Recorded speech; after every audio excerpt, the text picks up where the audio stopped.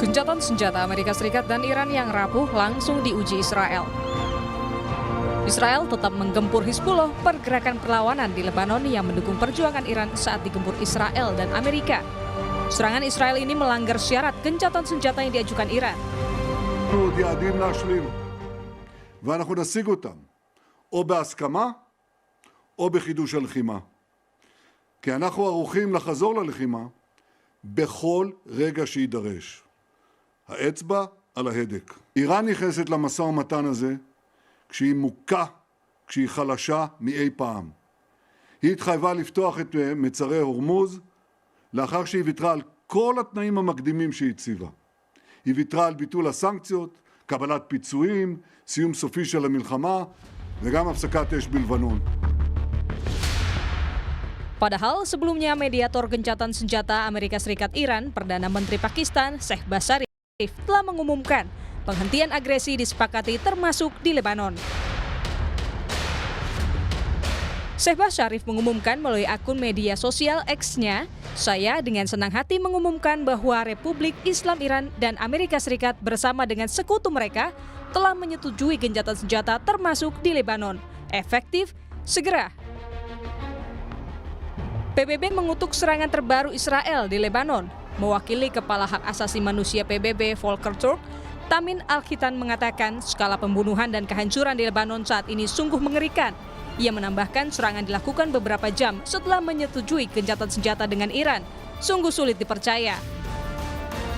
Human Rights Chief Volker Turk says the scale of the killing and destruction in Lebanon today is nothing short of horrific. Such carnage, hours after agreeing to a ceasefire with Iran, defies belief. It places enormous pressure on a fragile peace, which is so desperately needed by civilians. Usai serangan Israel ke Lebanon, Iran memutuskan menutup kembali Selat Hormuz. Menlu Iran, Said Abbas Araghchi, menyerukan Amerika Serikat bersikap memilih gencatan senjata atau perang berlanjut melalui Israel. Sementara itu, pembicaraan lanjutan soal gencatan senjata Amerika Serikat dan Iran yang akan dilakukan di Islamabad, Pakistan belum menemukan kepastian.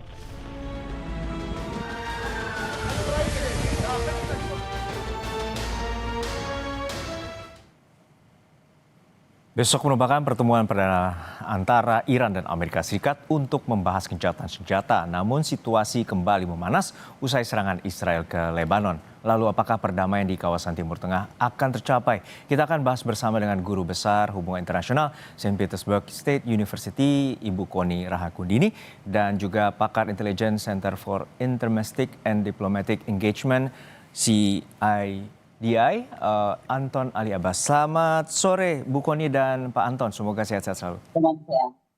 Ya, saya ke Bu Koni. Bu Koni, ini kita melihat bahwa upaya Israel ini tidak mengindahkan kesepakatan gencatan senjata antara Amerika Serikat dengan Iran. Dan saat ini apakah ada upaya sabotase atas gencatan senjata itu karena pada saat ini posisinya Iran kembali menutup Selat Hormuz?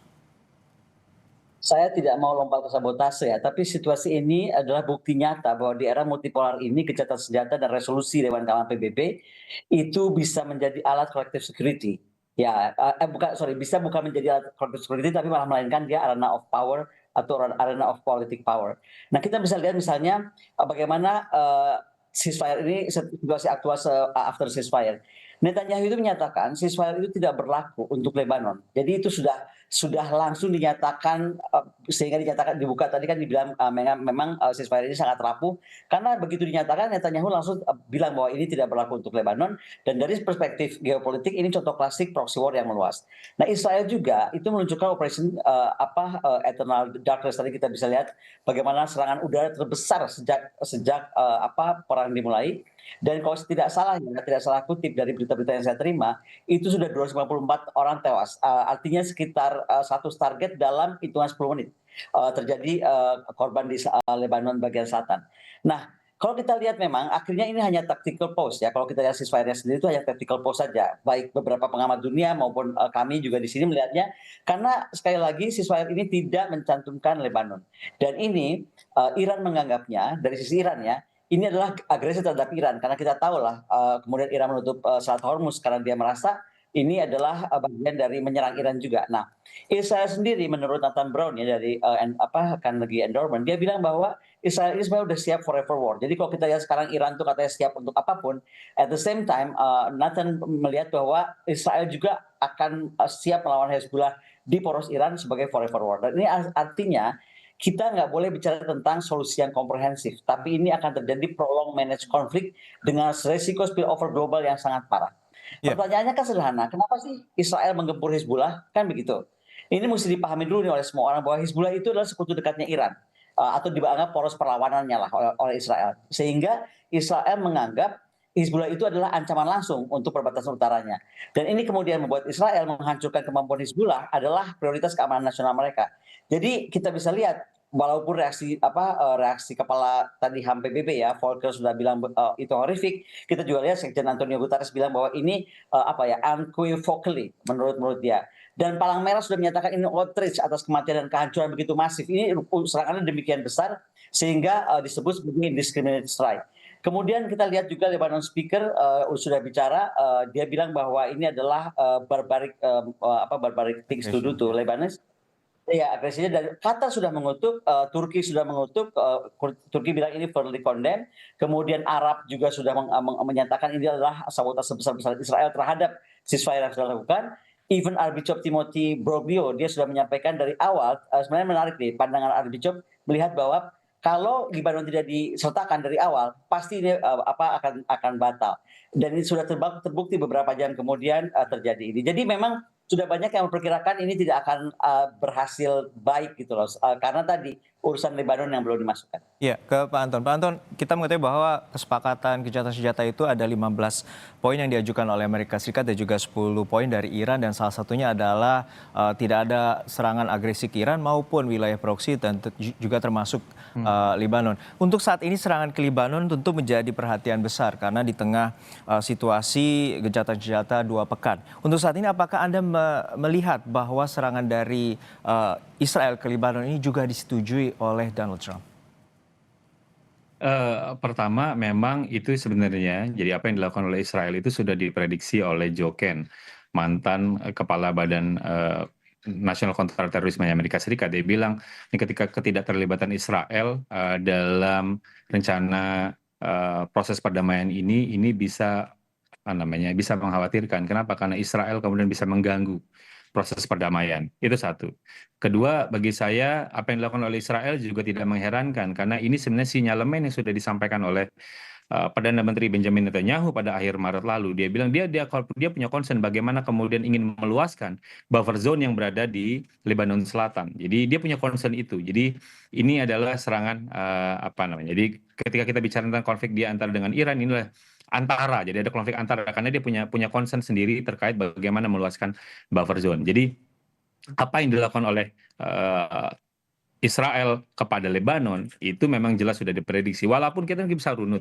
Jadi ketika Amerika Serikat pada tanggal 23 Maret itu mengeluarkan 15 tuntutan, lalu direspon pada tanggal 24 Maret itu oleh Iran. Iran pada 5 tuntutan yang kemudian berkembang menjadi 10 tuntutan.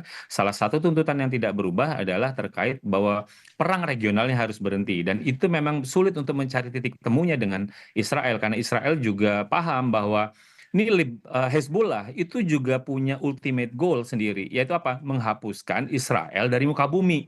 Sementara Israel juga punya ultimate goal menghapus Hezbollah dari muka bumi. Jadi ini akan menjadi sulit. Gitu. Jadi bagi Israel mencoba memisahkan bahwa perang mereka dengan Hezbollah itu adalah tidak sama dengan. Jadi tidak serta-merta sama dengan antara perang mereka dengan Iran. Jadi tidak mengherankan ketika kemarin selang beberapa jam dari proses perdamaian, Israel kemudian menunjukkan eksistensinya memerangi Hezbollah gitu. Jadi memang bagi saya ini sudah mulai diprediksi dari awal karena pada akhir Maret lalu Perdana Menteri Benjamin Netanyahu sudah ngasihin bahwa mereka ingin memperluas itu. Artinya apa? Memang sengaja untuk memelihara 2 medan laga. Jadi satu medan laga yang namanya dengan Iran itu sudah berhenti, tapi dengan Hezbollah di Lebanon Selatan tetap akan diperhatikan karena dia punya concern untuk meluaskan wilayah itu. Nggak heran kemudian ada tentara kita yang menjadi gugur dan lain-lain. Itu kan adalah konteks pidato Netanyahu akhir bulan lalu, Mas. Ya, Bu Koni, kita mengetahui bahwa Hizbullah merupakan salah satu proksi dari Iran dan juga untuk saat ini Israel terus menggempur wilayah Lebanon yang juga wilayah permukiman sipil yang dengan alasan bahwa menggempur salah satu pimpin dari Hizbullah. Untuk saat ini kita mengetahui bahwa perundingan akan dilakukan besok Jumat. Lalu seperti apa? Karena mengetahui bahwa Iran memiliki trust issue atau masalah kepercayaan dengan Amerika Serikat untuk maju di perundingan, dan apakah perundingan untuk esok itu akan terjadi? Kita masih lihat juga ya kalau soal perundingan itu akan terjadi, kita masih lihat juga posisi China dan Rusia yang tetap konsisten menganggap juga kenapa mereka harus memveto resolusi PBB kemarin di Selat Hormuz, karena menurut dua negara ini bias anti Iran jadinya kalau diteruskan, makanya mereka veto kan. Dan setelah serangan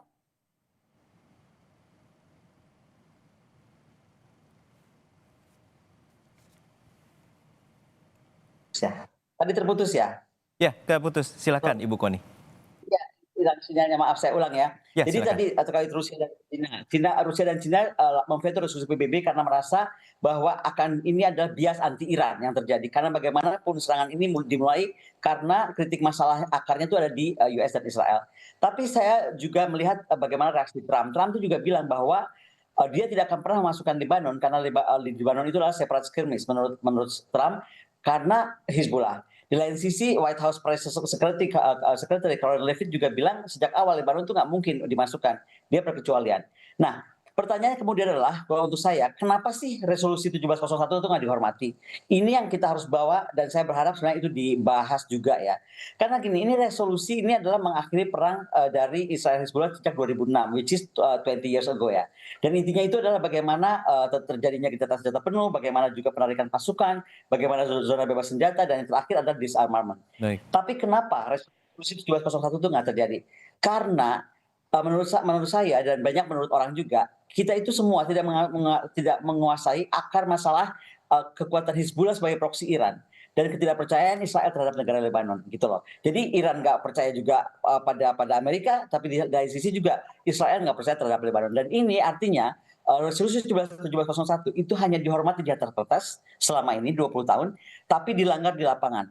Kegagalan diplomasi terus tengah. Pertanyaannya adalah begini, berapa puluh tahun lagi kita harus menunggu gitu sehingga kita tetap bertahan pada resolusi 1701 yang jelas-jelas punya kelemahan. Dia tidak punya mekanisme sanksi kuat atas chapter 7 yang dapat memaksa compliance gitu kan.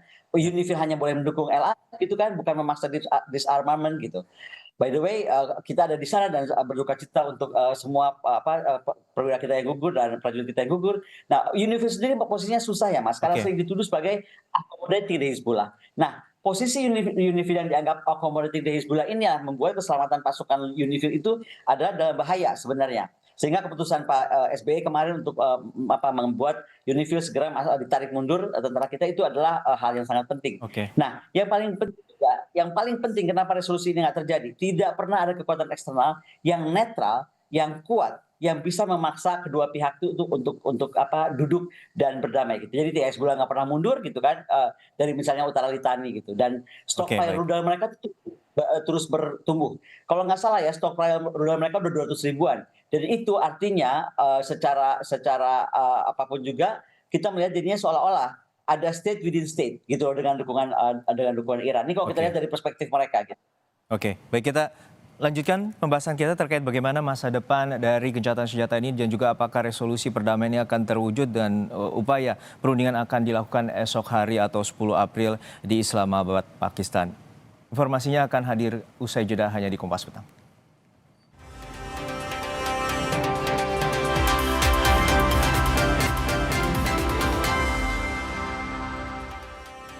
Anda masih menyaksikan Kompas Petang terkait dengan upaya gencatan senjata dan juga perdamaian di Timur Tengah. Kita akan membahasnya bersama dengan Guru Besar Hubungan Internasional St. Petersburg State University, Koni Rahakundini Bakri, dan juga pakar intelijen CIDE, Anton Aliabas. Tadi Mbak Koni atau Bu Koni bilang bahwa resolusi 1701 ini yang telah diterbitkan sejak 2006 ini sulit terwujud dan hingga saat ini masih menjadi situasi yang sangat pelik, terutama di Timur Tengah. Saya menuju ke Pak Anton. Pak Anton, untuk saat ini sebenarnya apa upaya yang bisa dilakukan oleh negara-negara termasuk Liga Arab maupun Amerika Serikat sendiri agar Israel untuk sementara waktu menghormati gencatan senjata yang terjadi?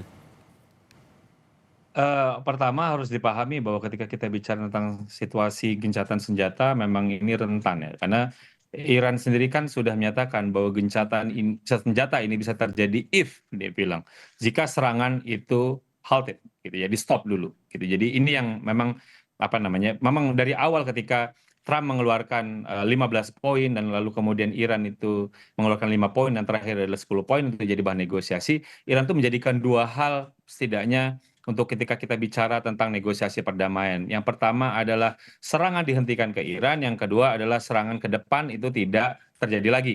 Walaupun kalau misalnya kita lihat dari pergerakan dari 5 poin menjadi 10 poin, ada poin yang tidak hilang misalnya bahwa perang regional itu juga harus berhenti. Jadi itu memang Iran dari awal itu mencoba memaketkan gitu ya, memaketkan bahwa apa yang terjadi di Lebanon dengan di Iran itu harus satu paket gitu. Jadi ini yang memang apa namanya prosesnya akan menjadi pelik. Ini apakah kemudian nanti bisa berhenti atau gagal gitu ya. Nanti lalu kemudian pecah perang lagi itu akan sangat mungkin. Apalagi misalnya dari pihak Amerika Serikat sendiri menganggapnya bahwa 10 poin itu tidak masuk akal. Walaupun pada awalnya Trump bilang kan di media sosialnya bahwa ini adalah workable basis.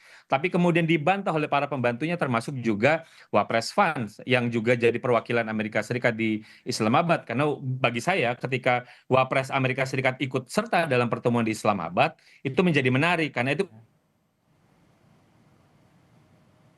Anton? Oke, saya ke Bu Kony. Bu Kony, bahwa ini memang gencatan senjata menjadi sangat rapuh di mana kan Israel sebenarnya juga punya posisi yang cukup apa namanya sentral bahwa dia juga tidak setuju dengan peperangan ini gitu. Jadi bagi saya ini menjadi menarik walaupun lagi-lagi yang namanya proses negosiasi apalagi negosiasinya ini juga kabarnya tidak langsung gitu.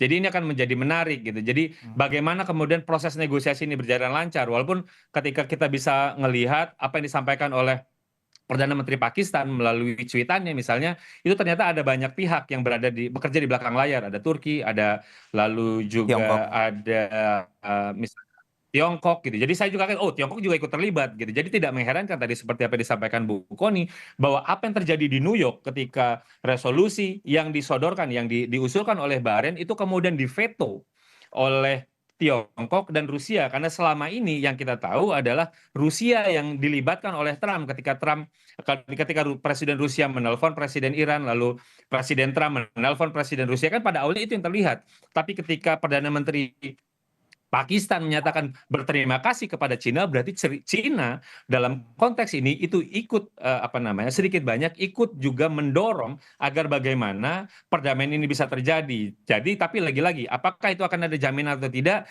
Ini akan menjadi pelik karena bagaimanapun juga bagi saya sebenarnya tidak hanya sekedar pada poin perang regional saja kan, tapi ada satu poin juga yang menjadi krusial adalah poin soal pelucutan atau kebebasan Iran untuk pengayaan uranium.